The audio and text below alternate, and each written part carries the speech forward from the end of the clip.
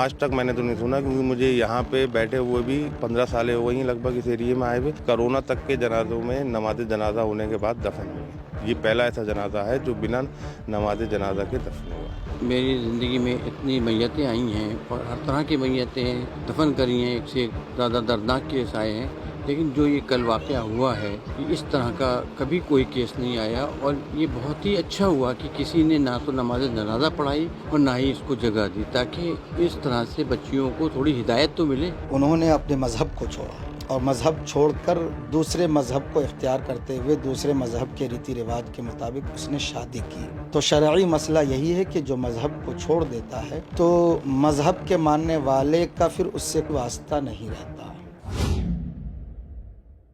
आदाब, मैं वसीम अख्तर और आप देख रहे हैं द लीडर हिंदी। हम इस वक्त यूपी के ज़िला बरेली में कल्लू मियाँ के तकिए में है। ये करीब 150 साल पुराना कब्रिस्तान होगा। देख रहे हैं काफ़ी बड़ा कब्रिस्तान है। यहाँ चारों तरफ मेरे कब्रें हैं।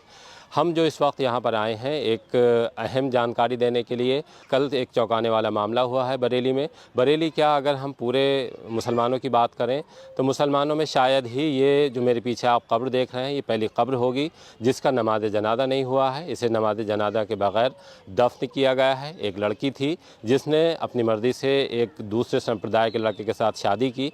उसके बाद उसकी अचानक मौत हो जाती है। मौत होने के बाद उसके घर वाले उसकी बॉडी को अपने घर ले आते हैं, यानी उसकी बॉडी मायके में आ जाती है। इस मामले को लेकर मोहल्ले के लोगों ने एतराज़ जताया, क्योंकि ये दूसरे संप्रदाय के लड़के के साथ चली गई थी। ये लड़की मुस्लिम थी, लेकिन चूँकि दूसरे संप्रदाय के साथ चली गई थी, इस वजह से मोहल्ले वालों के एतराज़ के बाद ये मामला तूल पकड़ता गया।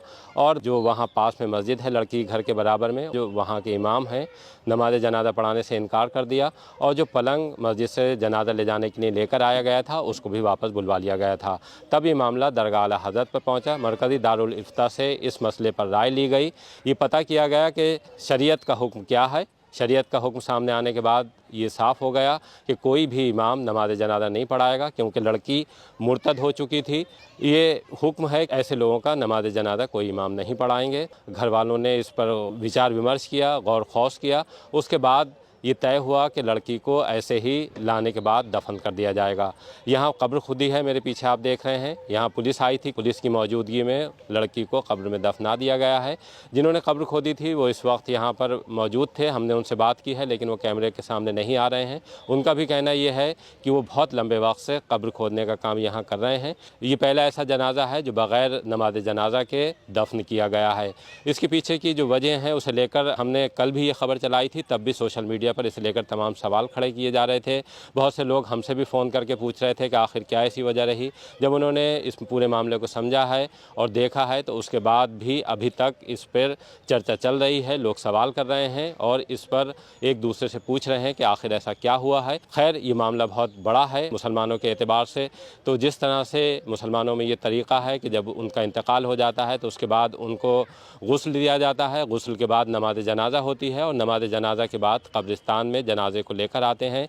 वहाँ कब्र खोदी जाती है और कब्र खोदने के बाद जनाजे को उसमें दफन कर दिया जाता है। लेकिन ये पहला मामला था, हमारे लिए भी बेचैनी का सबब था। हमसे भी लोग जानना चाहते थे कि एक लड़की का ऐसा इंतकाल हुआ है जिसको लेकर काफ़ी हंगामा खड़ा हुआ है। लोग उसके जनाजे में शामिल नहीं होना चाहते हैं। उसके पीछे की वजह क्या है। तब हमने ये वजह तो साफ़ कर दी थी कि लड़की इस तरह से एक दूसरे संप्रदाय के लड़के के साथ शादी कर चुकी थी। उसकी अचानक मौत होती है और मौत के बाद उसको एक घर वाले यानी उसके मायके में उसके जनाजे को ले आया जाता है, इस वजह से कि उसको दफनाया जाएगा।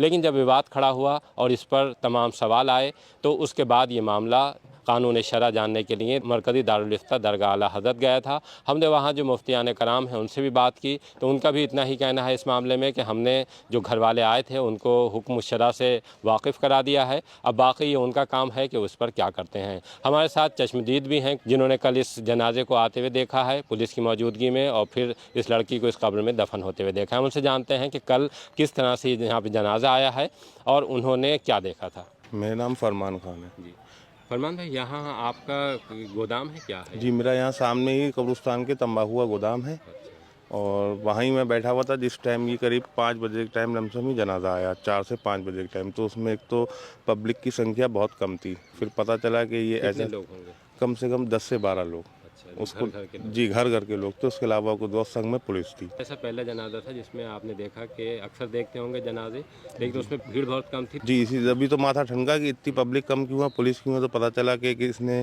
किसी दूसरी संप्रदाय के लड़के से शादी करी। इस चक्कर में कोई मोहल्ले वाला इनके साथ नहीं है और ना ही इनकी नमाज जनाजा हुई है। बहुत कम लोगों की संख्या में आके जनाजा यहाँ दफन हुआ है। अच्छा, आपकी कितनी उम्र होगी? मेरी उम्र करीब 38 साल है। आज तक मैंने तो नहीं सुना, क्योंकि मुझे यहाँ पे बैठे हुए भी 15 साल हो गई हैं लगभग इस एरिए में आए हुए। कोरोना तक के जनाजों में नमाज जनाजा होने के बाद दफन हुए। ये पहला ऐसा जनाजा है जो बिना नमाज जनाजा के दफन हुआ है। तो पुलिस आई थी, तो पुलिस में कौन कौन ज़्यादा फोर्स थी क्या? नहीं, 2 दरोगा थे, एक लेडीज सिपाही थी। अच्छा, उनसे कोई बातचीत हुई थी? उनसे बातचीत हुई तो उन्होंने ये बताया कि थाने में कुछ लोग पहुंचे, फिर उसका विरोध कर रहे थे दफन करने का, ये वो कि दूसरे संप्रदाय का मामला। इस चक्कर में हमें इंस्पेक्टर साहब ने भेजा है कि आप जाके वहाँ पे जनाजा दफन कराएं और वहाँ के आसपास के लोग विरोध नहीं करते। हम इस वक्त रिदाल सिद्दीकी साहब के साथ हैं, जिन्होंने अब तक न जाने कितने लोगों को गुस्ल दिया होगा और तदफीन में शामिल रहे हैं।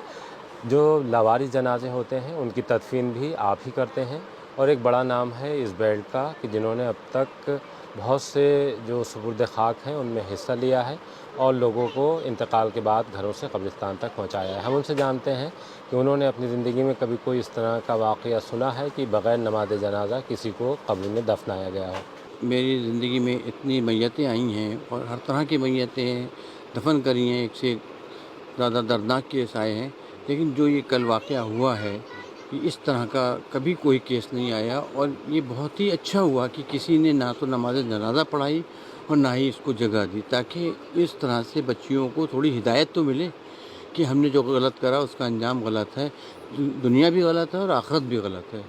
आपको कल इत्तला कैसे मिली? लोगों ने मुझे मशवरा करा, साहब कोई जगह है दफन करना है, तो मैंने भी मना कर दिया, नहीं साहब कोई ऐसी जगह, ऐसे लोगों के लिए कोई ऐसी जगह नहीं है। अच्छा, आपसे भी कहा गया? जी जी जी, मैंने दफन के लिए कोई जगह बता दीजिए कि कहाँ दफन है। मेरे साहब इस तरह के केस के लिए कोई नहीं लेगा और ना ही हम आपको बता सकते कि कहाँ होगा या कहाँ नहीं होगा। रिजाल भाई, कितने वक्त से आप लगे होंगे इस काम में? ये साहब मुझे करीब 30-35 साल हो गए लावारिस मैयतों को दफीने में, और नॉर्मल मैयतों को भी गुस्ल वगैरह के उसमें जाना रहता ही है, और अल्लाह खामोशी से काम करा रहा है और काम चल रहा है। लेकिन इस तरह का केस ये लाइफ में कल पहला सुनने को मिला। तो आपके लिए भी हैरान करने वाला? बिल्कुल, बहुत हैरान करने वाला वाक़या है, और बच्चियों के लिए एक नसीहत है कि जो बच्चियां हमारी भटक रही हैं और वालिदैन की कोई उनको वो नहीं है कि भाई हमारे माँ बाप की इज़्ज़त का क्या असर पड़ेगा इस चीज़ से करने से।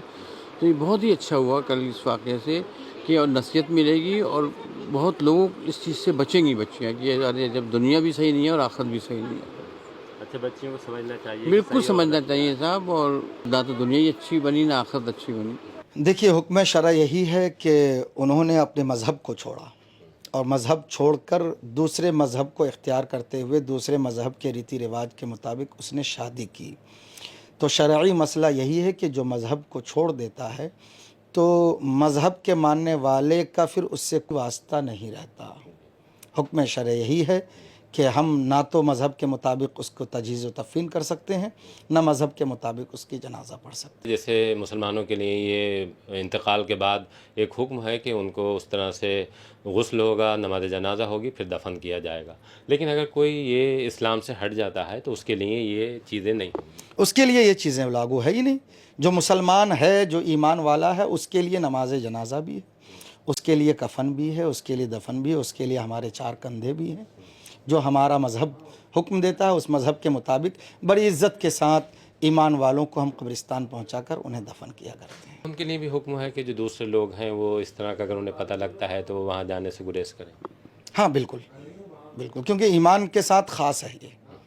अब जहाँ ईमान नहीं है तो ना तो उसकी हम जनाजा पढ़ सकते हैं, ना जनाजा पढ़ा सकते हैं, ना उसके कफन दफन में शामिल हो सकते हैं। देखिए, वो मसला था कि जो हम पर भी आया था और तमाम शहर में गश्त कर रहा था कि आखिर एक लड़की को बग़ैर नमाज जनाजा के क्यों दफन किया गया। हमने अभी शहर इमाम मुफ्ती खुर्शीद आलम साहब से बात की है। उन्होंने शरीयत का हुक्म साफ़ कर दिया है कि ऐसे लोगों के लिए क्या हुक्म था उसी हुक्म का पालन किया गया होगा, इसी वजह से नमाज जनाजा नहीं हुई।